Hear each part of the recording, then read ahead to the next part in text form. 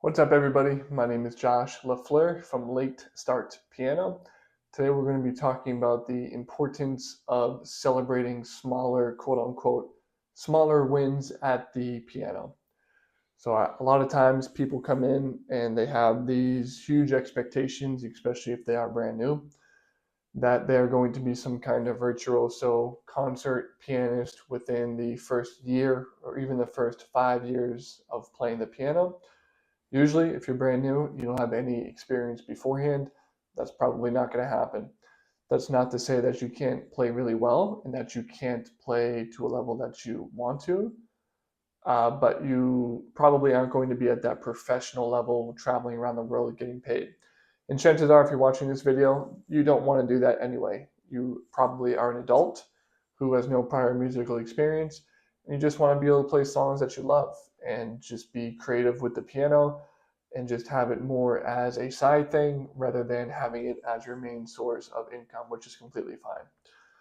And in that case, for you, it's even more important that you celebrate these small wins because you may not have that financial incentive, that financial motivation that you would normally have if you're trying to become a professional to get past those tougher days. Okay, so we're going to talk a little bit more about all this, but I don't want to step on my points. So we get into point number one is it can be very easy for you to chase perfection. So when you're playing the piano, it can be very easy to try to do everything perfectly the first time through, and you can feel frustrated if you don't reach that level of perfection, okay?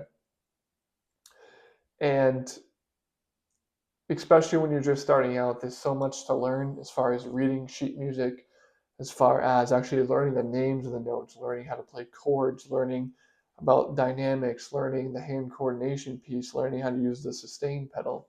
There's so much that goes into it when you're just starting out that there's going to be a lot of opportunities for you to make mistakes when starting piano because there's so much to it. So there's a lot going on. There's a lot of easy things that you can mess up on. And a lot of people, they are perfectionist and they are impatient. It's just the way it is. A lot of people want things right now, especially in the world that we live in now with technology being so advanced. People just want to have everything immediately. They want their orders immediately. I'm talking like if you go to a pizza joint, you want that immediately. If you call up some financial institution to do a money transfer, you want that money to be transferred over instantly. If you're playing the piano, you want to be really good instantly. It's just the way it is. It's human nature now, right? Everything's instantaneous and there's not much of a wait for anything.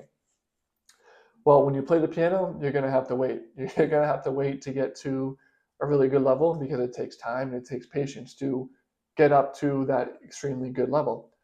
And again, not to say that you can't get good, but to get really good and to maybe get to where you want to be, it's going to take some time no matter what. So that's kind of my first point is you want to kind of stay away from that. Stay away from chasing the perfection, understand mistakes are going to happen. Which leads me into point number two. Your piano playing is never going to be perfect. It's just the way it is. Even you talk to or you watch videos or documentaries or interviews with professional level pianists, people like Lang Lang or people like uh, Yuja Wang, people like that, professional level pianist or anybody who's a concert pianist or anybody who is you consider exceptional, they're not perfect, and they're the first to admit that. Even people who have been practicing since they were 4 years old and they're now professional level performance based piano players, they make mistakes as well. They make mistakes even at concerts. And you can find this on YouTube of a compilation of professional level piano players making mistakes at concerts. Usually they can either it's a smaller mistake or it's a bigger mistake, but they bounce back pretty quickly. Either way, they bounce back pretty quickly, whether it's a small mistake or a big mistake. But they still make mistakes. So even at that level, at that extremely, extremely high level, let's say 0.1% of all piano players that are at Lang Lang's level, even they still make mistakes. And they still make mistakes even during concerts. When they have all day, every day to prepare for that, they still make mistakes. Okay. So try not to be too hard on yourself is the point I'm trying to make, especially when you're just starting out. Don't chase perfection and understand you're still going to make mistakes, okay? And this is kind of getting into the whole point of the video, but you want to acknowledge the wins. So instead of having this negative mindset where you're saying, okay, well, I just played the wrong note. I played an A instead of an A flat. Or, I didn't lift my pedal at the right time, so there's a little gap between the chords I was playing. Instead of focusing on that, focus on the good things. It could be, I played this song up to tempo. I played at tempo speed. Yeah, I made some mistakes, but I was playing it at least at tempo speed pretty well.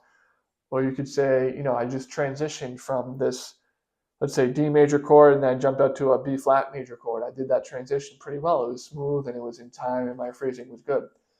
It could be anything. It could be I learned a new chord today. I learned the F sharp diminished chord today. That's a win. Okay. Focus on the wins that you're making. Don't always be chasing this perfection and always focusing on the negative of your piano playing. Take a moment to smell the roses. Take a moment to acknowledge where you were, where you are now, and the progress that you've made up to that point. Okay. And again, another point here is you understand that progress is being made, even if it's very small, as long as you are practicing and you are putting in that work every day or however your practice schedule is. As long as you're actually doing what you're supposed to be doing, you're going to be making progress.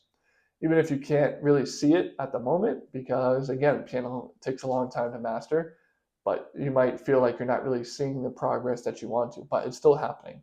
It's still there underneath. And then one day you're going to realize, oh, damn, I was here a year ago and now I'm here. Like that's a huge improvement from where I was back then to where I am today. So you just keep in mind, even though you're not might be realizing the progress you're making day to day, you might not be seeing it, you might not be hearing it in your playing. It's still there, it's still underneath, it's going to happen. Just give it some time. And when it does happen, you're going to be really proud of yourself for sticking with it. And it's going to be a big difference when you finally notice it. I've said this before, but I would say it again. If you're just practicing or just starting out on the piano right now, I would record yourself. Let's say every week, just whatever song that you're working on that week, or you can do it monthly too, if a week is too much. But you can every week you can record yourself playing a song, a new song, or you can record yourself. Let's say week 1 you play the first song, and then you play the same song at level 10, and just notice how you are improving. Notice how it sounds better. Notice the complexity of the songs that you're playing are getting more difficult. Notice how it feels, how it looks. If you're recording yourself like I am and you can actually see yourself playing, notice how you look. Notice if there's less tension in your hand. If you look like you know what you're doing better, right? And of course, the sound of it as well. You can do all of this just to help you, again, focus on the positive, like we're talking about here, focusing on the improvement, not trying to chase this perfection that a lot of people try to do, especially when they're playing the piano. Another point here is you don't want to compare yourself to other people. So this is another big downfall. Another big reason why people look at the negatives within themselves is because they're looking at other people, what they're doing, right? So again, we look at professional level pianists, or we look at people who have 25 years of experience, or people that are just really good, whether they're professionally known or if they're just somebody on YouTube who can play really well. We look at that person and we say, damn, I'm not nearly as good as this person is, and I never will be. And this kind of negative talk can be terrible for you, because it might end up that you quit playing the piano altogether because you feel so frustrated with your own playing and you feel like you're never going to be able to get to the level that you want to, so you just end up quitting. I don't want you to do that. I don't want you to look at other people at all, because everybody has different paths that they took to start playing the piano, right?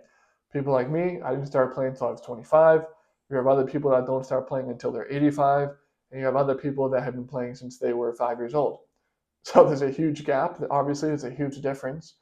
And if somebody has 20 years of playing experience on you, even though maybe they're 25 years old, but they started at 5, they have 20 years of playing experience. Yeah, they're going to be better than you if you just start out and you have 1 year of experience, of course.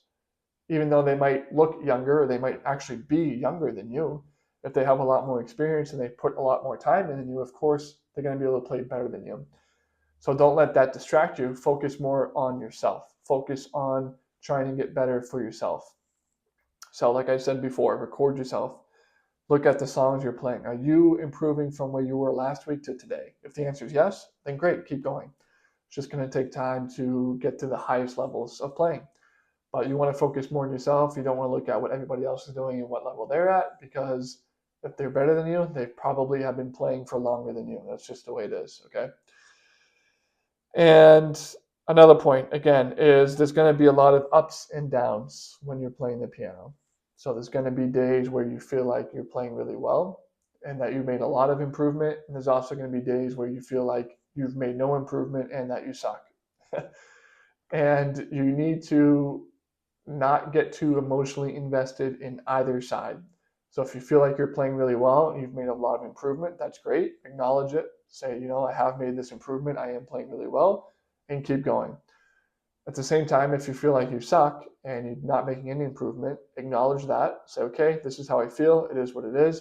I'm going to put that behind me and I'm going to go work on whatever it is that's giving me a hard time so that I can improve.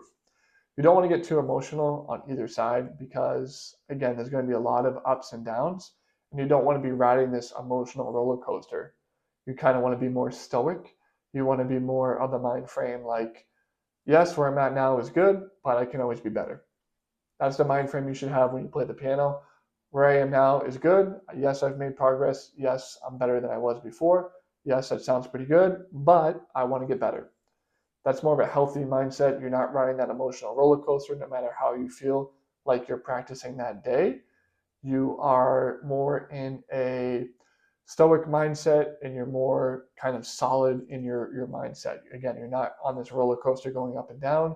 You're more in a solid place. You're more in a fixed position mentally, which is where you want to be. So hope that helps. Hope that kind of explains the importance of celebrating those small wins.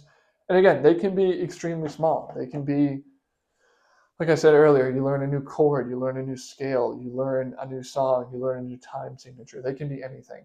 Okay. Understand that there's so much to learn, especially on the music theory side of things.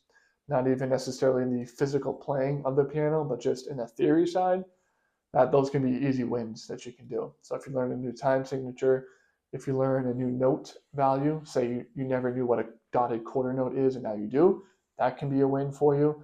Maybe a 16th note or a triplet, something like that. Or again, scales as well, maybe the circle of fifths. It can be some kind of theory related thing. It doesn't have to always be related to physically playing and how your sounding is better as well. So again, these are all small wins you can take. If you're going through a method book, like the Alfred series, it's very easy to do this because pretty much every page or every other page, they're introducing you to a new concept. So they'll give you a song, you play the song, or they give you a new concept, I should say, or your very first concept, and then they give you a song, and then they give you another song. So you have a chance to practice what they just told you. Once you play that song or those two songs, then they give you another new concept, and then you practice the new concept on those one or two songs. So if you're going through a method book pretty much every day, if you're using it every day, you're going to have another small win that you can document. I would even write these down, honestly, have a list of accomplishments and wins that you can write down so that when you are feeling down, you can go back and look at that list and realize, I've learned this, I've done this, I've won at this, to kind of give you that mental pick me up so that you can keep going. Hope all that helps. Again, my name is Josh LaFleur from Late Start Piano. If what I said here today has helped you and you would like to learn a little bit more, I do have a free PDF guide on my website, www.latestartpiano.com. It's going to give you 34 essential tips that beginners need to know, specifically if you're an adult. That's going to save you time. It's going to help you avoid some of the mistakes that I made when I first started playing. Completely free. All you have to do is click on the button on latestartpiano.com, put in your email address and your name, and you'll get that instantly emailed to you. So I hope that helps. Again, my name is Josh LaFleur from Late Start Piano. Happy practicing.